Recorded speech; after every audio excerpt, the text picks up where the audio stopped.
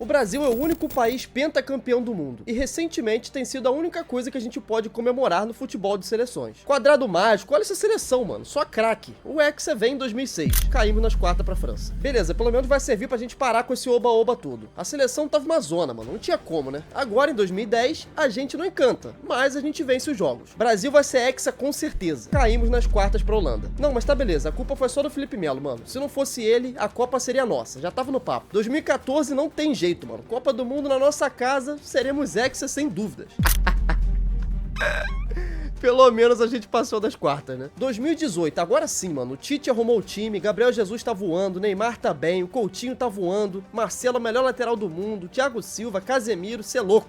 Caímos nas quartas pra Bélgica. Até que chegamos em 2022 no Catar, 20 anos depois do Penta, pra falar então da Copa que vai ser o foco desse vídeo. Mas antes a gente precisa relembrar o que aconteceu com a seleção do Tite depois da Copa de 2018. A CBF então decidiu manter o Tite no cargo para o próximo ciclo, já que o entendimento era de que o Adenor havia feito um bom trabalho à frente da seleção nesses 2 anos em que estava no comando. E sinceramente, mano, eu concordo. Em 2018 não tinha nenhum técnico brasileiro melhor do que ele. E a CBF insiste em só contratar técnico brasileiro, né? Então, não tem muito o que fazer. Nas entrevistas que o Adenor dava, ele estava sempre afirmando que tinha aprendido muito com os erros da Copa de 2018, que agora ele se sentia muito mais preparado e tal. Toda aquela baboseira que a gente já tá acostumado. Logo depois da eliminação para a Bélgica em 2018, a seleção se preparava para a Copa América em 2019, onde disputou 10 jogos, entre eliminatórias e alguns jogos de amistosos. E bom, desses 10 jogos, o Brasil venceu 9 e empatou 1. E a principal característica do Tite estava viva e mais forte do que nunca, a sua defesa. Nesses 10 jogos, o Brasil só levou 2 gols. Era pra iludir qualquer um, pô. Se você se sentiu trouxa, não se culpa não, mano. Uma pá de gente também se iludiu. E bom, pra resumir bem a Copa América de 2019, o Brasil caiu no grupo A com Venezuela, Peru e Bolívia. E bom, na fase de grupos, o Brasil meteu 3-0 na Bolívia, depois empatou em 0-0 com a Venezuela e meteu um 5-0 no Peru, vencendo 2 jogos e empatando 1, sem tomar nenhum gol. Nas quartas de final, o Brasil empata em 0-0 com o Paraguai, mas vence nos pênaltis por 4-3. Opa, sou eu aqui do futuro pra falar pra vocês ficarem com essa imagem rara do Alisson pegando um pênalti pelo Brasil. Fala do nosso paredão, fala.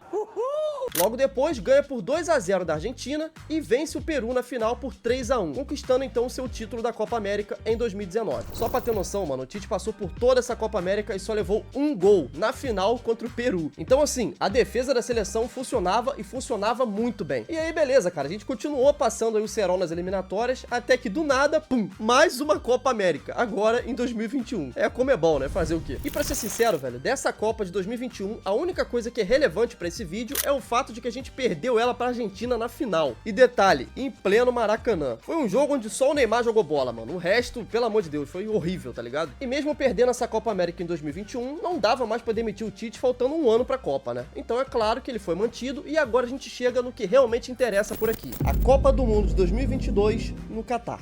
E bom, vindo de uma derrota na final para o maior rival, a seleção do Tite tinha que mostrar serviço. E o Adenor tinha 2 fortes aliados, mano. A ascensão de Vinícius Júnior e Rodrigo no Real Madrid. O técnico brasileiro então fez algumas alterações no estilo de jogo da seleção, com o intuito principal de encaixar o Vini nos 11 iniciais, o que na teoria serviria para deixar a seleção mais ofensiva e menos aquele lenga-lenga defensivo de sempre. A Copa do Mundo tem início e esses foram os convocados para representar o Brasil no Catar. Olha, mano, é uma lista até que coerente, vai. Tirando o Fred aí, que eu sempre achei fraquíssimo, e o Everton Ribeiro, que também é questionável, mas né, a chance de precisar mesmo dele era, pô, quase 0, então a gente releva. Agora, se tem um nome dessa lista que não dá pra passar pano de jeito nenhum, é o Daniel Alves, mano, pelo amor de Deus. E calma que já você vai entender direitinho por quê, acompanha o vídeo. O Brasil caiu no grupo G, com Sérvia, Suíça e Camarões. Um grupo considerado bem tranquilo, se tratando da seleção brasileira. Essa foi a escalação titular para pegar a Sérvia no primeiro jogo da Copa. E bom, se a gente olhar bem, mudou bastante coisa da seleção titular no primeiro jogo em 2018. Richarlison era o camisa 9 no lugar de Gabriel Jesus, e o ataque era completado por Rafinha e Vini Júnior. Neymar vinha mais do meio, aparecendo bastante na área para finalizar as jogadas também. E aí a partida começa e o primeiro tempo foi daquele jeitão, mano. Os jogadores claramente nervosos e com muito medo de errar, né? Até porque ninguém quer ser o vilão da história. Mas mesmo assim, quem tinha o maior controle do jogo era o Brasil. O Neymar continuava sendo caçado em campo e sendo o principal alvo das faltas. Até aí, tudo normal. Mas o primeiro tempo foi só isso mesmo, mano. Bem morno e terminando em 0-0. Agora, no segundo tempo, a parada foi bem diferente. Porque, mano, aos 62, o Neymar recebe uma bola na entrada da área. E só com um giro de corpo, ele já deixa os 2 bonecos da Sérvia na merda. Ele continua carregando e o Vini bate essa bola adiantada. Mas o goleiro defende, porém sobra no pé do Richarlison, que só empurra pro gol. E aí, depois desse primeiro gol, o jogo se abriu bem mais, porque a Sérvia começou começou a sair mais um pouco e abandonou aquela retranca gigante que estava sendo o jogo todo. E então, 11 minutos depois, aos 73, Vini arranca pela esquerda e manda uma trivela na área pro Richarlison. E como o Richarlison não é o Gabriel Jesus em Copas, ele domina já girando o corpo e manda essa bola pra dentro aqui de voleio, esse golaço maravilhoso, mano. Pelo amor de Deus. A jogada toda, né, mano? O passe do Vini é lindo, essa matada do Richarlison já girando o corpo, chute de voleio, não tem o que falar desse gol, tá ligado? Com certeza foi um dos mais bonitos da Copa. Tá maluco, mano? O Brasil é viciado em iludir o torcedor, velho. Todo primeiro jogo de Copa sai um golaço só pra deixar a gente iludido, tá ligado? Em 2018 foi o Coutinho pegando de fora da área e em 2022 foi esse voleio lindo do Richarlison. E aí, cara, depois disso foi só aquela troca de passes até acabar o jogo mesmo. A partida termina com um amasso do Brasil, sendo 23 finalizações com 9 no gol. Já a Sérvia, 5 finalizações e nenhuma no gol. O sistema defensivo do Tite era muito sinistro, mano. Isso aí não dá pra negar, tá ligado? Porém, como nem tudo são flores na vida do brasileiro, sempre tem que ter aquela pitadinha de bosta pra acabar com o dia. Já na primeira partida, o Neymar sofreu uma torção no tornozelo. Olha como ficou inchado o pé do Ney, mano. Doideira, tá? Eu lembro que na época fizeram um monte de meme lá com o pé dele, porra, inchadaço, bem mais do que realmente tava, né? O bagulho tava parecendo uma inchada.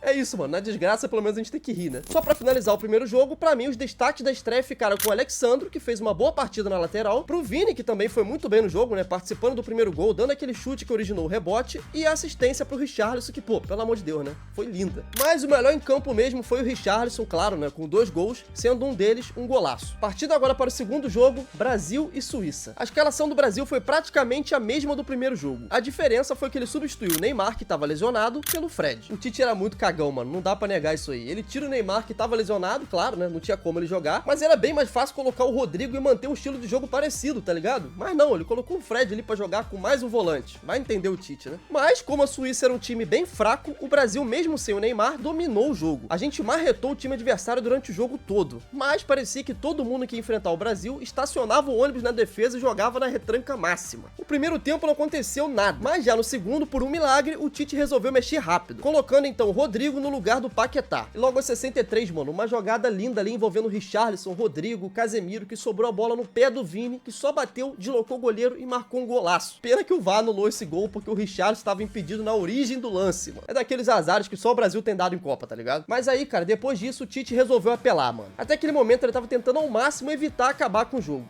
Mas, aos 73, Rafinha é substituído. E bom, se fosse o Rafinha Prime que a gente tá vendo agora em 2025, ele já teria brocado o hat-trick, né? Mas, há 3 anos atrás, era o Rafinha sem estar na fila. Aí fica complicado. E o seu substituto, nada mais, nada menos que o Antony. E aí esquece, mano. Só a presença do Gold em campo já fez com que os jogadores da Suíça se cagassem inteiros. E claro que não demorou muito até que o Vini fosse contagiado pela energia do Antony em campo, onde o Vini arranca pela esquerda, acha o Rodrigo na entrada da área, que só com um toque deixa o Casemiro livre pra brocar de primeira no ângulo dos caras, velho. Um gol feito praticamente todo pelo Real Madrid, né? Vinícius Júnior, Rodrigo e Casemiro. E é isso, a partida então terminava em 1-0 para o Brasil, que mais uma vez foi soberano, finalizando 13 vezes e 5 no gol, contra 0 chutes a gol da Suíça. É o que eu falei, mano, o Alisson foi pra Copa pra nem precisar trabalhar, tá ligado? Ele só ficava assistindo o jogo porque os caras não conseguiam nem chegar no nosso gol. Falando sobre os melhores em campo, mais uma ótima partida do Vini Júnior, que quando tem técnico e esquema de jogo decente, ele rende, né? Que isso pouca gente fala, né? A rapaziada trata como se a Copa de 2022 do Vini fosse um lixo, mas passou bem longe disso, tá? Não foi, claro, uma Copa excepcional,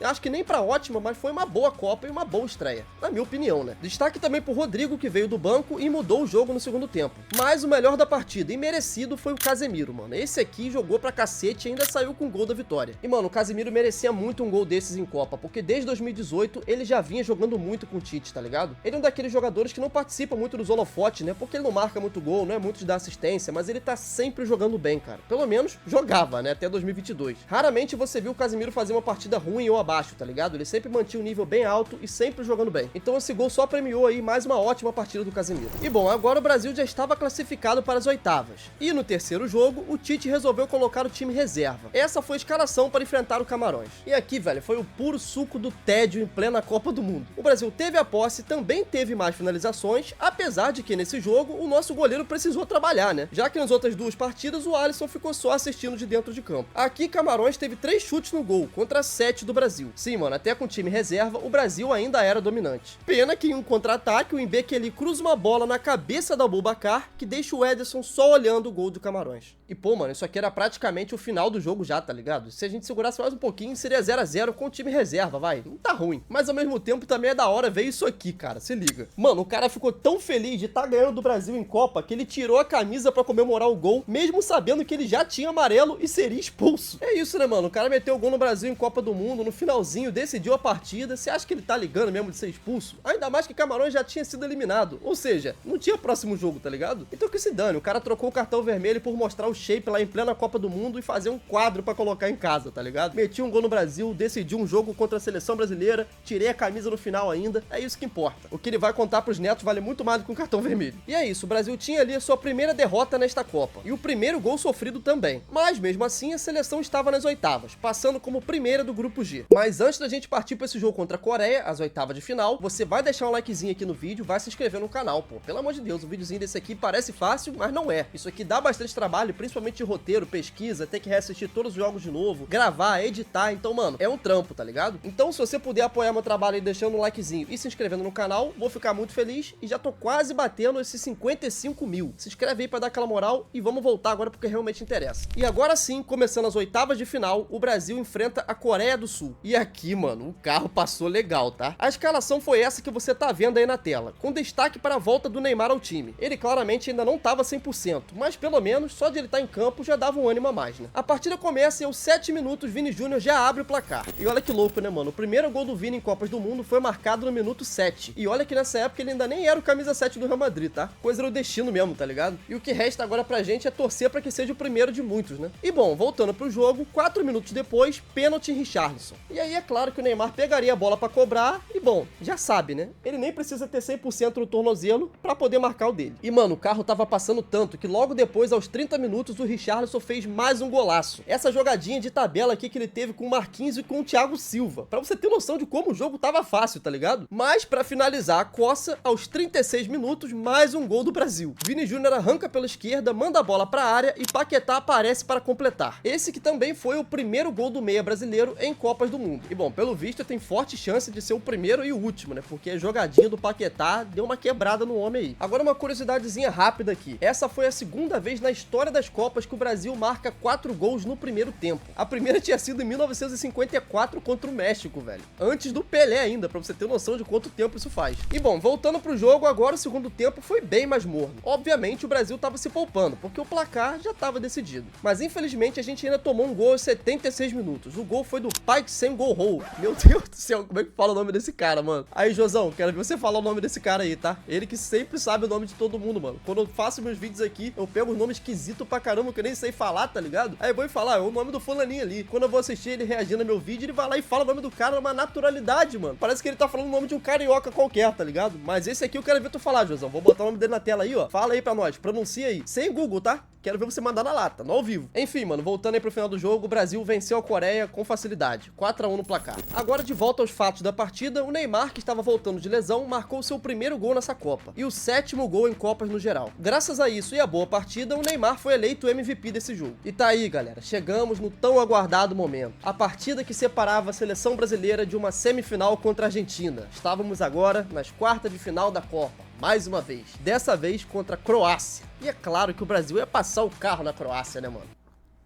Vamos lá, vamos lá. Quarta de final, Brasil e Croácia. A seleção ia a campo com essa escalação que tá na tela. Ela é basicamente o time titular até aqui. E, mano, sinceramente, o primeiro tempo não teve nada demais, mano. Foi só uma jogadinha aqui com o Vini, que você tá vendo, né? E também com o Neymar, que também teve uma chance dentro da área, mas chutou fraco nas mãos do goleiro. A estratégia que todo mundo sabia que a Croácia ia fazer pra esse jogo, porque era só assim que a Croácia jogava, velho. Eles só conseguiam jogar com a posse de bola. Resumindo, eles ficaram ali tocando bola no meio campo entre eles, que, pô, querendo ou não, é um baita meio campo. O Modric, Brozovic e Kovacic. É claro que não é o Modric no auge, mas né, nem foi preciso. Ele ficou ali só tocando bola no meio campo, tocava pra trás pro zagueiro, aí de vez em quando tentava uma jogadinha, mas nada demais, mano. Só minando a confiança do Brasil, tirando a bola do nosso pé, né, que foi o principal mecanismo de defesa deles, não deixar a bola com a gente, mas só que, cara, isso era claro que eles iam fazer. A Croácia fez isso durante a Copa toda. A gente que viu os jogos em casa, todos os comentaristas, todo mundo sabia que a Croácia ia fazer isso, tá ligado? É até meio inacreditável que o Tite não tenha preparado nada nada pra resolver esse problema, mano. O segundo tempo também foi bem fraco, a gente só conseguiu chegar mais porque a Croácia cansou e não porque o Brasil realmente criou. Mas enfim, né, cara, não adianta mais reclamar, já foi, e aqui é só pra contar a história. Então, é tenso, cara, porque eu fico nervoso sempre que eu lembro como foi esse jogo, tá ligado? Mas vamos lá, mano, vou focar aqui só no vídeo. Voltando pro segundo tempo, já com 1 minuto de jogo, quase gol do Brasil, mano. O Richarlison tava ali pressionando o zagueiro que quase marcou contra depois de um cruzamento do Marquinhos. Mas aí é claro que o goleiro ia ter que salvar a bola com os pés, né, mano?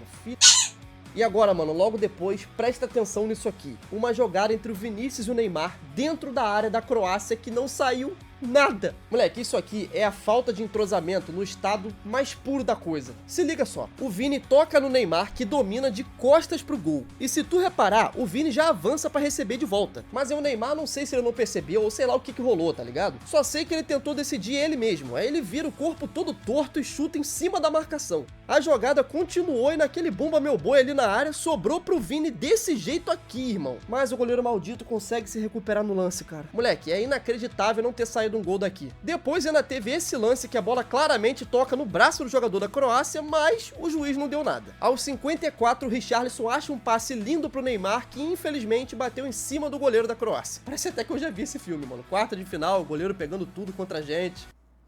Aos 56 minutos, o Tite resolve mudar o time, colocando o Antony no lugar do Rafinha e aos 64, o Rodrigo no lugar do Vini. É isso, cara, o Tite, ele simplesmente era inimigo de tirar um volante pra colocar atacante, tá ligado? Ele não mexia de jeito nenhum na estrutura do time. Mesmo com a Croácia não atacando em nenhum momento, ele não cogitou colocar o Vinícius Júnior, o Rodrigo e o Neymar juntos no ataque. Não, ele vai tirar um pra colocar o outro. Essas sempre foram as alterações do Tite. Ele tira um lateral, coloca um lateral. Ele tira um zagueiro, coloca um zagueiro. Tira um volante, coloca um volante. Atacar jamais. 1 minuto depois dessas alterações, mais uma chance com o Paquetá, mano. Mas aí, o goleiro pega mais uma. E é isso, mano. Fim dos 90 minutos e agora vamos pra prorrogação. E, mano, é claro que existia ali aquela pitadinhazinha de medo, mas o Brasil tava dominando o jogo. Parecia que a qualquer momento a gente ia fazer um gol e ia passar com tranquilidade, até porque a Croácia não atacava. E esse foi o cenário do jogo todo, até mesmo na prorrogação. Logo depois, Alexandro entra no lugar do Militão. E aqui, mano, a culpa é toda do Tite e não tem como defender. Lembra lá no começo do vídeo, quando eu citei a convocação do Daniel Alves? Então, chegou o momento do Tite pagar pelo erro dele. Cara, ele tava colocando o Alexandro, que é lateral esquerdo, pra poder cobrir a lateral direita. Ou seja, ele tinha tanto medo da condição física e de jogo do Daniel Alves, que era praticamente nenhuma, que ele preferiu improvisar um lateral esquerdo do que colocar um cara de ofício na lateral direita. E aí, né, mano, já já a gente vai olhar aqui e descobrir de qual lado será que saiu a jogada do gol da Croácia, né? E pra mim, mano, naquele momento o Militão só sairia de campo se ele tivesse morto, velho. Porque até aquele momento ele era talvez o melhor jogador do Brasil na partida. E no último minuto, no primeiro tempo da prorrogação, velho, Neymar aparece, cara.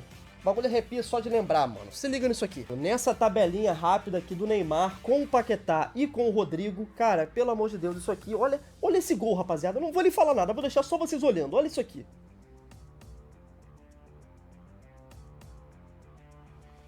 Rapaziada, olha isso, velho. Essa paradinha na frente do goleiro, a finalização no alto, pra não ter risco de desviar em algum zagueiro, ou do próprio goleiro pegar, né? Tudo isso no puro instinto, tá ligado? No talento puro dele ali, no improviso, tudo em segundos, mano. E já não bastava ser algo desse nível, esse ainda era o gol número 77 do Neymar. Naquele momento, ele tava igualando o Pelé na artilharia do Brasil. E claro, né, também tem o detalhe de que era o 8º gol do Neymar só em Copas do Mundo pela seleção. Cara, esse gol, ele tinha todos os requisitos pra ser a história, velho. Provavelmente ele seria o gol mais importante da carreira do Neymar até aquele momento, velho. Mas aí, mano, esse se tornou mais um momento de e se para a carreira do Neymar, né? Porque logo depois do intervalo da prorrogação, aos 117 minutos, o Brasil toma um gol de contra-ataque. É isso mesmo que você ouviu, mano. A seleção brasileira do Tite, do retranqueiro Tite, tava atacando a Croácia com meio time no campo de ataque, mano. Tudo isso aos 117 minutos da prorrogação.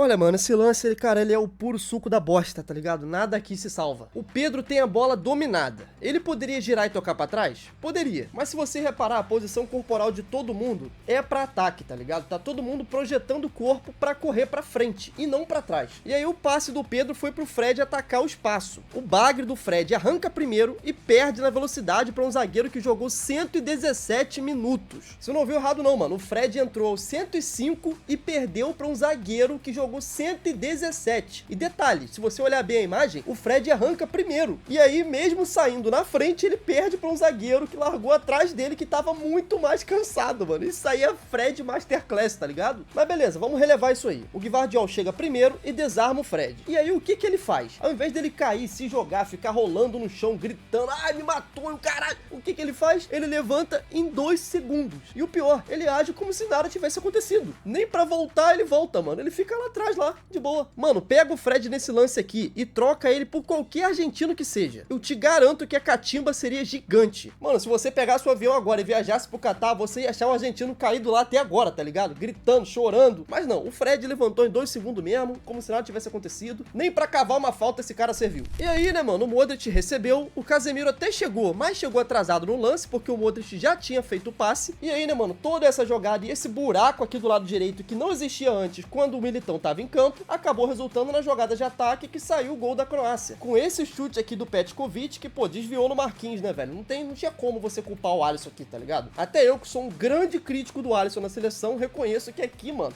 era brabo mesmo, velho. Se ele defendesse, seria um milagre. Mas a gente sabe que ele não faz milagre. Então, tá aí. Gol da Croácia, 1-1. E, mano, lembrando aqui agora, dá até pena do Neymar, velho. De verdade mesmo. Porque depois do jogo, da eliminação e tudo, né? Os caras fizeram uma leitura labial e dá pra ver claramente onde ele diz que não tinha necessidade de subir. O seguinte, ei, não tem necessidade de você subir, velho. Não tem necessidade de vocês subirem. Fica aqui. Tá 1-0. Faltam 5 minutos. Vai dar opção pra quê? Não tinha necessidade, vai subir pra quê? É, Neymar, é duro, mas é isso. Agora a gente vai pros pênaltis. E agora, sendo sincero, né, rapaziada? Nessas cobranças de pênalti aqui, a confiança da seleção já tinha ido já pro buraco. A Croácia, então, abriria as cobranças com Vlasic na bola. E aí, irmão, a regra é clara. Pênalti contra o Alisson é certeza de gol. 1-0 pra Croácia. E o primeiro jogador brasileiro a bater seria o Rodrigo. Irmão, olha a cara do Rodrigo indo bater esse pênalti. Eu tenho certeza que esses foram os piores segundos da vida dele, mano. O cara tá todo cagado. Mas mesmo assim, alguém lá achou que seria uma boa ideia deixar ele bater o primeiro pênalti. Bom, não preciso nem falar o que aconteceu. E agora, irmão, eu não vou jogar essa culpa pra cima do Rodrigo não, tá? Eu acho que nessa época ele tinha o quê? 21 anos? E não deveria ter sido o primeiro a cobrar de jeito nenhum. Não interessa se ele pediu ou não pediu, ali ele não poderia ser o primeiro. E a regra é clara. Pênalti contra o Alisson é certeza de gol. 2-0 Croácia. O segundo a bater pro Brasil foi o Casemiro. Esse sim que, na minha opinião, deveria ter sido o primeiro a cobrar, e não o Rodrigo. E, moleque, olha essa batida de pênalti do Casemiro. Fala pra mim se ele não deveria ter sido o primeiro a cobrar. Olha pra cara dele, vê se ele tá nervoso. O cara não tá nervoso, mano, ele tá tranquilo. E aí esquece, né, mano, ele bateu ali, deu um pancadão, mesmo o goleiro acertando o canto, não tinha como pegar. A batida, assim, perfeita do Casemiro. Agora sim, a gente só dependia do Alisson pegar um pênalti pra gente empatar essa disputa. E agora, Modric contra Alisson. E adivinha o resultado? Exatamente, o Alisson não saiu nem na foto. Até aqui, 3 pênaltis batidos pela Croácia e o nosso goleiro não acertou o canto em nenhum deles. Terceira batida para o Brasil, Pedro na bola. E aqui eu tenho certeza que tinha muita gente aí achando que ele ia perder, né, mano? Por ele ser o único que joga no Brasil e tal. Ah, ele joga no Flamengo, joga aqui no Campeonato Brasileiro. Um cara desse aí vai entrar cagado. Na real mesmo, ele foi uma das melhores cobranças de pênalti, né? Você tá vendo aqui que o goleiro nem teve chance. E agora, Orsic versus Alisson. O Neymar aqui já tava ajoelhado, mano. Olha só essa cena aqui do Neymar dizendo, vai pegar, bora, vai pegar. E pela primeira vez... Não, o Alisson não pegou não. Mas dessa vez, ele acertou o canto. Mas aí também vamos ser justos, né? Nem se o Alisson fosse de elástico, ele pegaria esse pênalti. Foi muito bem batido, tá maluco. E agora, mano, 4-2 pra Croácia. O Brasil precisava converter esse pênalti se quisesse se manter vivo nas cobranças. E aqui, irmão, você pode falar o que você quiser, mas não existe nenhuma justificativa pro Neymar não ter pegado essa bola e ter batido esse pênalti. Quem resolve bater é o nosso zagueiro Marquinhos. Ele vai, posiciona a bola, bate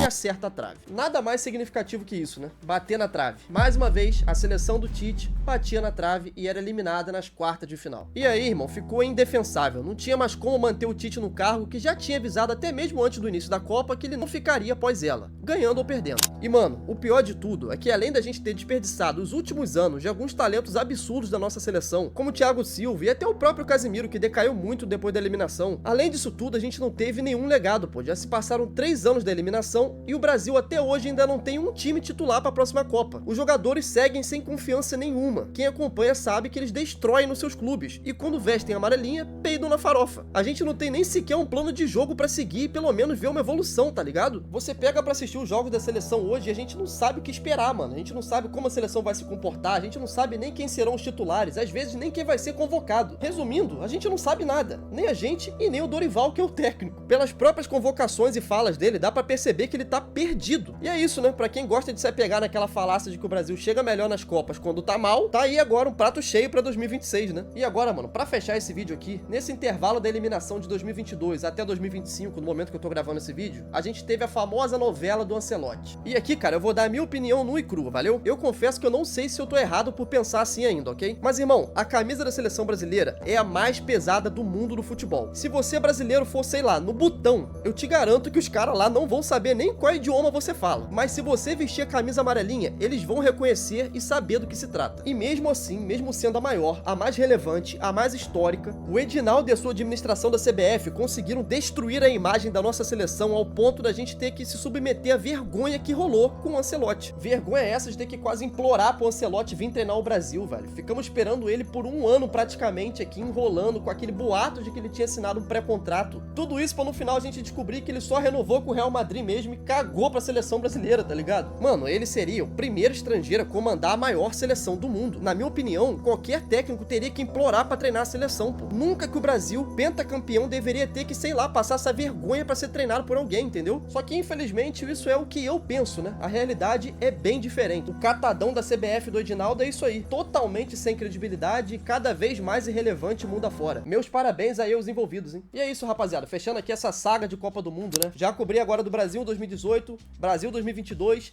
e também tem um vídeo sobre a Copa de 2022 sobre a vista do Messi. Eu nem pretendia fazer isso tão rápido, mano, mas teve tanto pedido e o vídeo foi tão bem que tá aí, né? Copa de 2022, tá aqui, feita no canal também. E é isso, muito obrigado ao apoio de geral que tá assistindo até aqui, mano. Menos de um ano de canal e já estamos chegando aí nos 60 mil inscritos. Pô, só agradecer, eu não tenho nem 20 vídeos postados, cara. Mas é isso, muito obrigado mesmo a geral que curte o trabalho aí, que acompanha, que comenta sempre, que tá acompanhando os shorts, os vídeos longos, qualquer vídeo que eu posto aqui vocês interagem. Então, mano, muito obrigado de verdade. Vamos buscar esses 60 mil aí, tamo perto. É 100 mil até o final do ano, vai dar pra chegar. Eu confio, mano, vai dar pra chegar. Valeu? Tamo junto, muito obrigado, espero que você tenha gostado do vídeo. É nóis, deixa aquele like e fui.